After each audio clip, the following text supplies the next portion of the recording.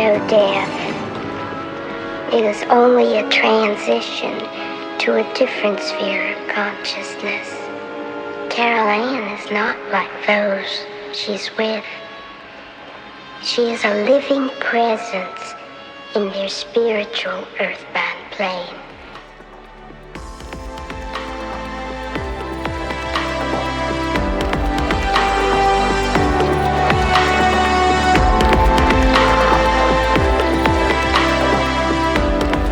Hello and welcome to episode 83 of the Talking to the Dead podcast. This week I want to discuss another dream that I was having, and it made me think about the sort of podcast that I wanted to do. Ultimately, the podcast title is now going to be Belief Without Vision: Why We Believe the Bible but Reject Spirits and Other Worlds, and What Happens If the Truth Comes Out. Shortly before a front-page expose came out on the Times last week, which was highlighted by Ross Coulthard, about a former executive at the UK Bank of England, a normally very, you would say, sensible and reasonable and cautious lady. She came out and she said something that was obviously so dramatic that it was put right on the, I think, the front page of the Times newspaper. And she was describing how she believes that the Bank of England and other financial institutions need urgently to have a crisis plan in place for the impending disclosure by perhaps the President of the United States that there has been an alien presence or an interdimensional presence on Earth, or living amongst us, or visiting us, or coming imminently. Now, we've been talking about this for quite a while on the podcast, but this is really, I think, the first time in my recollection that such an important newspaper, a mainstream media paper, and a mainstream establishment figure in the Bank of England, a very important and very recognized and respected vehicle within the financial city of London, has come out and said that it's coming. And we need to do something about it. And if we don't do something about it, there is going to be a financial crisis like we have never seen. Now, my dream happened a few days before that. I was having a dream where I didn't see Donald Trump or the president standing up and making an announcement. I heard on the radio, and it was people saying on the radio that there were very strong rumors that the President of the United States was going to pull together a sudden emergency press conference and to allow all the world to tune in. And at that press conference, he would announce that we are not alone in the universe, and that he would perhaps reveal that amongst us are extraterrestrials or interdimensionals or whatever. And this would be probably, without doubt, the greatest announcement that any president has ever made in the history of mankind, or anybody's ever made in the history of mankind, short of perhaps that Jesus was born. Or indeed, if you're of another religion, the seminal moment in those religions where prophets or masters or religious leaders were either born or died. A huge moment for the world. But again, before I address that issue, this is combined also with many discussions I've had with people in the last week about, well, how would you disclose this to the public? What would the effect be of disclosing that? Could it cause meltdown? Now, what about people who believe that there is no such thing as extraterrestrials and that we are alone and it's all so much hokum? What would happen if those people suddenly did see it and got the evidence that they required in order for them to believe it? What would happen to people who are religious, who have put all their faith into religious doctrine? Would it make them question their faith? What would happen generally to society? Would there be civil unrest? Would there be rioting in the streets? Would there be people breaking into shops and stealing food and provisions just in case there was going to be some sort of shortage? Would there literally be financial meltdown? All of these things I want to examine this week. But I wanted to also question how come people such as my wife, and I'm sure there are many people apart from my wife who feel this, they don't believe any of this stuff, and yet they do go to church. And I meet many people who absolutely don't believe in ghosts, they don't believe you can talk to the dead, they don't believe in extraterrestrials, and yet they say they believe in the Bible, and they believe in religion, and they believe in that sort of doctrine. How come people believe in the Bible or the Qur'an and others, and yet they absolutely refuse to believe in spirits, spirit communication, or the possibility of other dimensions or entities that might be interdimensional, extraterrestrial, or have existed here longer than humans? How can someone believe that Adam and Eve were real, that Jesus walked on water, or that angels and jinn exist, and yet dismiss the possibility of non-human intelligence altogether? What happens if the world is officially told we aren't alone? What if a major world leader, say Donald Trump, does go on TV and announce we have evidence for non-human intelligence? I want to talk about the psychological and social reasons behind this paradox. It does seem incredibly paradoxical that many people embrace miracles, angels, prophets, and divine intervention, all supernatural claims, and yet are deeply skeptical of spirits, interdimensional beings, or other intelligences. I suppose to understand this, we need to understand how the human cognition process of belief works. My father was certainly one of those people who believed he was an atheist, and yet he had experienced all sorts of strange things happening. He'd heard knocks on the door in the middle of the night, and he believed that there was something going on. One of the major findings from cognitive science is that religious belief and paranormal belief share some of the same cognitive mechanisms, yet differ in how cultural context shapes them. Psychological research suggests that intuitive cognitive processes, rather than analytical reasoning, support religious belief. And this same mechanism can also support belief in the paranormal.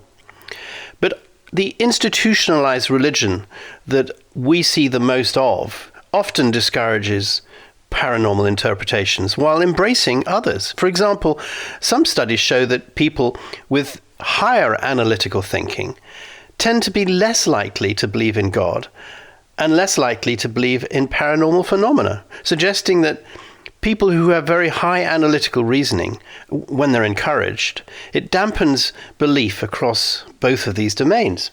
So why do many believers accept religious scripture but reject the idea of spirits and aliens? Now, part of the answer is social normalcy and cultural reinforcement. Nobody wants to appear to be mad. This is obviously coming out all the time with the whistleblowers and the various TV shows that you see or you hear. Everything on YouTube that touches these what are called fringe beliefs are always, amongst a lot of society, considered to be weird, and maybe the people are crackpots. It's why many military people and people in government who are coming forward now have waited so many years, generally until their pensions are secure, before coming forward and saying what they've seen. It's why I heard the other day that airline pilots still will be very reluctant to report that they saw an unidentified flying object while they were flying the airplane, because the whole process of reporting one involves a medical examination or a review of their medical file, which could jeopardize their flight status and make them grounded for the rest of their careers. And that's apart from the ridicule that perhaps they will receive. So the whole social background to UFOs and UAPs invites ridicule, but it also, by doing that, it ensures in many cases that the truth doesn't come out. And I had read that as much as 80% of airline pilots have seen unidentified flying objects and things they cannot explain. Now, this, you could say, with a conspiracy head-on, is something that's been done deliberately by mainly the United States government, but other governments in collaboration, in order to maintain the secret. Because if you want to maintain a secret, you usually maintain it in the absolute open, and you usually do it in such a way that everybody thinks it's a joke. And this has been reinforced, perhaps with Hollywood's collusion, in movies and TV series about little green men. But religious people who are already, if you like, on the fringe, because they believe in stuff that a lot of people don't believe in, which you could say is very similar to spiritualism, they are part of a community identity. People believe that the Church of England is something that's normal, or in Germany where I am, people believe the Catholic Church and the Protestant Church, because they are so embedded in the community, and it's reinforced by people going to school, churches being founded on the principles, people paying church tax, etc. It's reinforced, and paranormal claims are seen as fringe and taboo, but religious beliefs are traditional. Long-standing religions have developed very sophisticated institutions, doctrines, and interpretive traditions. They socially sanction what is acceptable belief and what is not. An academic study on how attending religious services affects belief found that frequent attendance often reduces belief in non-religious paranormal phenomena, because such beliefs are often frowned upon by the religious establishment. Thus, someone may believe miracles recounted in sacred scripture because their community and traditional values validate it, but reject other supernatural claims because those aren't validated within their religious context. Research has found that belief systems are very specific to their particular domain. People can hold contradictory beliefs in different contexts without seeing inconsistency. In one experiment, individuals with very strong paranormal beliefs made many more reasoning errors, but only in statements congruent with their beliefs. Now, this points to what is called reasoning bias. That is flexible depending upon their belief system. So a Christian might believe in angels but reject ghosts, not because one supernatural possibility is logically harder than the other, but because of learned cultural categories, emotional investment and institutional reinforcement. So it's not just cognition. Belief is social identity. People often adopt beliefs that align with their community worldview and reject beliefs seen as outside of that worldview. And for many religious individuals, sexual morality, community norms, political identity, and scriptural belief are all interconnected. And this makes some supernatural claims like spirits or alternate dimensions very inconvenient if they don't fit neatly into the community narrative. I read a recent article which criticized this kind of selective acceptance by pointing out that some individuals apply strict evidentiary standards to everything except what supports their own tribal identity. Now, in terms of the human brain, recent work in cognitive psychology suggests that religious and paranormal beliefs share the same intuitive roots. But there's a catch. While intuitive thinking supports supernatural beliefs broadly, cultural exposure and doctrine separate which supernatural things are accepted and which are not. That is, belief in God or scriptural beings may be encouraged, while belief in ghosts or aliens is discouraged or labeled as superstition. Studies show that paranormal believers tend to be more prone to illusory agency detection, that's seeing agency where there may be none, than skeptics. This doesn't mean supernatural experience is impossible. It means that across populations, biases influence how we interpret ambiguous stimuli, often shaped by culture. Now, I can certainly say that's true for me, and it's true for people who believe in spiritual stuff or UFOs.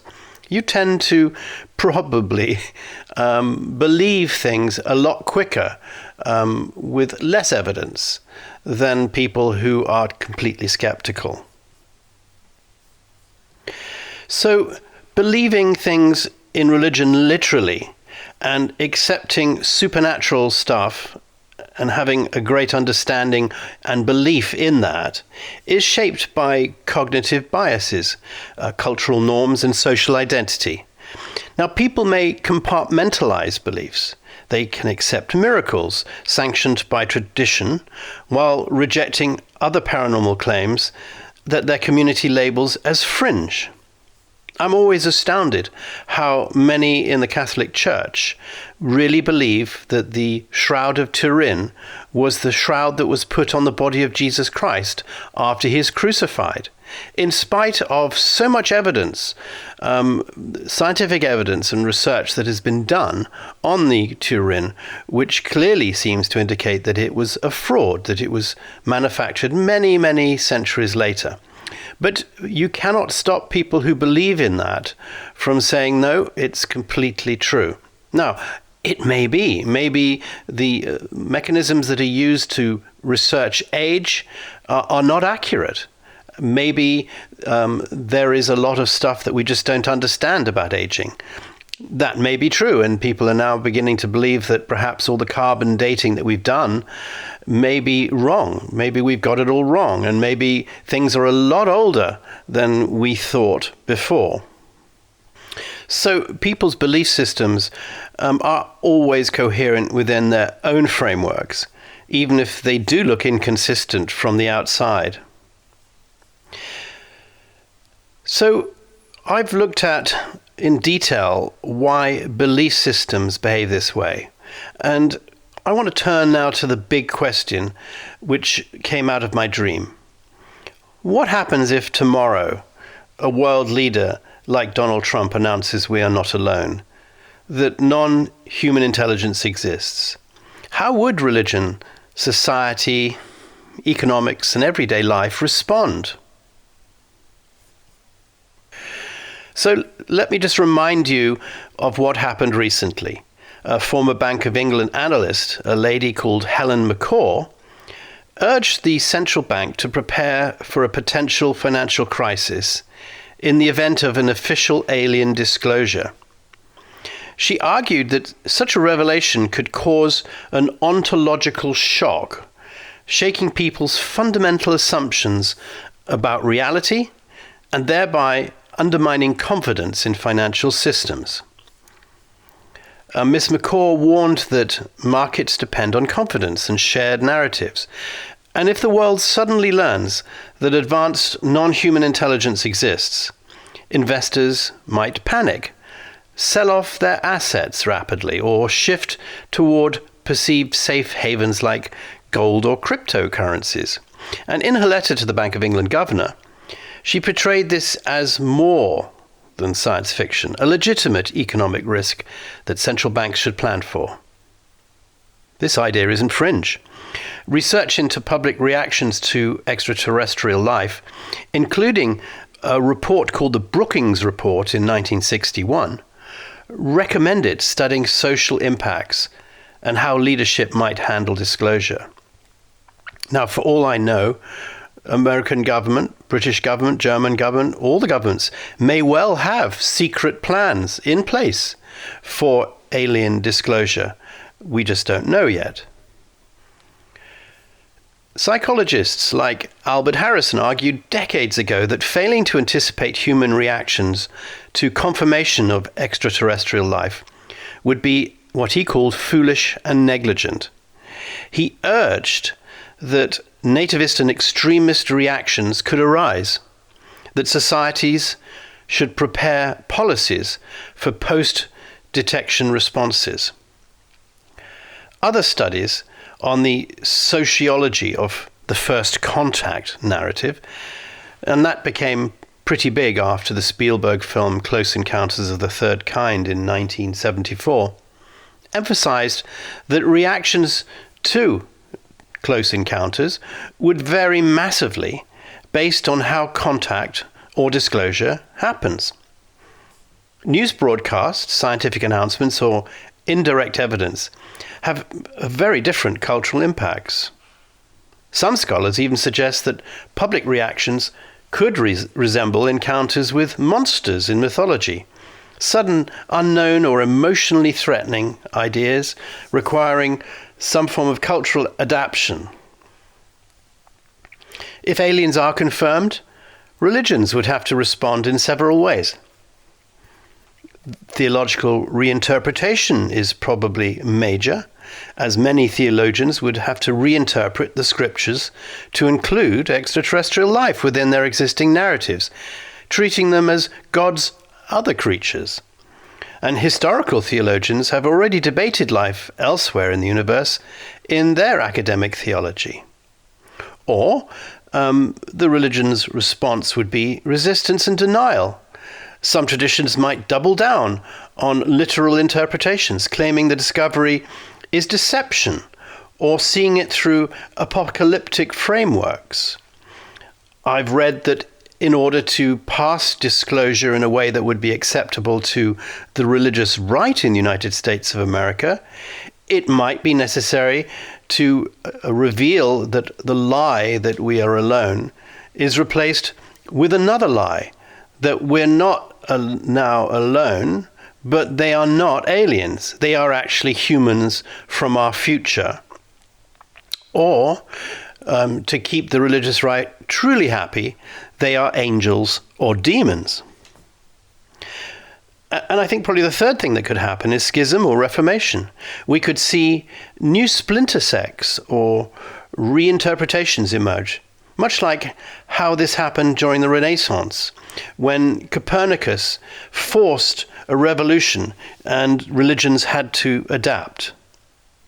Research into the potential impact of this discovery suggests that values and worldviews will be in a flux for decades after the event. How about the everyday life and social order? How would people respond? It's generally felt that people would probably have fear and panic, especially initially. And then that might move to curiosity and wonder, especially, of course, if the intelligence appears to be benign and friendly. Economic shifts will happen as people will reevaluate their life priorities. Employment and resource allocation will change because of the discovery of alien technology that may potentially be thousands of years ahead of ours and could revolutionize the way that we do things, much in the same way as computers and the much talked about AI revolution. There could be cultural and artistic explosion as humans integrate these new narratives into their identity and create music and films and novels and poetry and paintings around this new revelation, much as the Christian art was everywhere once upon a time. History shows that when humanity confronts new paradigms like Darwin's theory of evolution, society undergoes quite a long transitional period. So what could happen next? The discovery comes probably as a scientific announcement. There'll be clear evidence of non-human life, but perhaps no direct contact. And the likely outcome will be initial shock. Markets might wobble, religions will issue statements, and people will slowly adapt over months. Or you could say that the government might not do it that way. They may disclose it, but with unknown intentions, like President Trump, who does seem very prone to shooting from the hip and making amazing statements with no preparation, often contradicting previous statements or previous policies. He may stand up and feel emboldened to announce that intelligent aliens have been detected and are of unknown origin. He may be persuaded to do that because, as it's been indicated, for any president to stand up and make that statement will probably make him the most famous leader who has ever lived. And it does sound like Donald Trump's thing to be that person. Now, the likely outcome of him doing that would be intense media frenzy. There would probably be panic selling in the markets, emergency policy responses, all these religious reinterpretations. There'd be existential anxiety. McCaw's warning highlights this as a plausible economic resilience risk. And then you think, well, Donald Trump, first and foremost, a businessman with huge investments, he probably doesn't want that form of economic shock and for him to lose all his money. So he may prefer direct contact with clear communication. And this perhaps means it bypasses the leaders. It bypasses the media. It's something that the extraterrestrials, interdimensionals, or whatever have decided to do themselves, perhaps in collaboration with world leaders, but they would directly contact human beings. And they could perhaps do that, as I believe Spielberg is probably going to imagine happens in his new film that is going to come out in the summer. I think from what I've seen in the trailer, he manages to get the message out through a news broadcast that many people are watching by sort of channeling into the news presenter. I may be wrong, but that's what it looks like.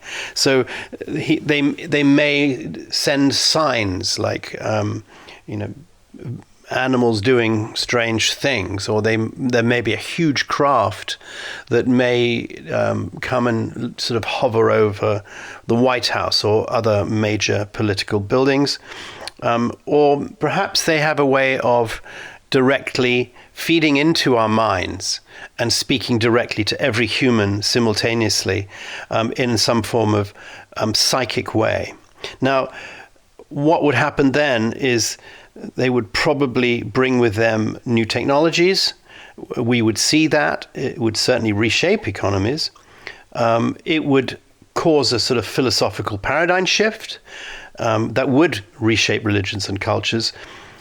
But equally, quite interestingly, it might actually create more global unity, or it could do the opposite. It could cause fragmentation, depending on how these leaders who receive this information too decide to act.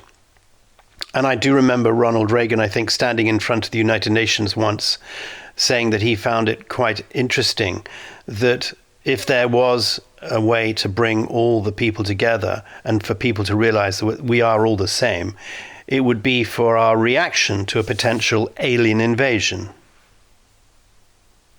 Now, today, I hope I've managed to talk in some detail about believers who accept ancient supernatural claims but reject other dimensions or intelligence. What may happen if our world literally learns we're not alone, the economic, social, religious, and psychological shifts. Now, whether you agree or not, this conversation matters. And this is why I think I'm having these very strong dreams. It's why it's really occupying my thoughts at the moment. It's why I think more and more is appearing in the media that is getting people prepared for this disclosure. Just a few days ago at the Washington Press Club in Washington, D.C., there was a huge gathering of people who were there to talk about one of the most famous Brazilian UFO stories.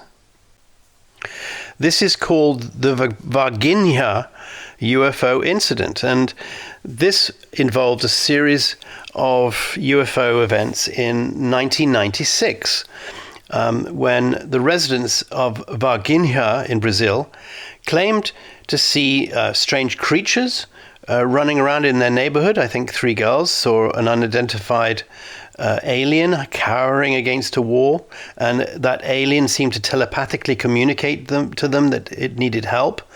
And I think they saw at least one unidentified cigar-shaped UFO. It was apparently in distress, and it was emitting what looked like smoke before finally crashing. And apparently they managed to retrieve bodies and one live alien. There were autopsies, and there was also help for this surviving alien. And then finally, I believe, according to all these people, the Brazilian military ended up involving the United States military. And they came to the town, and they took the craft, and they took the bodies and the surviving alien away, never to be seen again. Now, this had a huge effect on these people, and all these years later, they've come forward with various other people to tell their story in Washington, D.C. They know now is the time. People are more willing to listen to them. And seeing the emotion of some of these people, particularly I think the doctor who was involved in sort of patching up the rather badly damaged alien, he was crying his eyes out and sobbing because of the ridicule he suffered by his community and by medicine and the world since coming out and saying that. And these people needed to get this off their chests. But it's an incredible thing that all of this stuff is coming. This conversation matters. And even if we don't believe it and we're not ready to accept it, we have to plan for the fact that a world leader may stand on the television tonight or tomorrow and say, we are not alone. The world would change. And the real question is, are we prepared? So that's it, really. Thank you very much for listening, and see you next week.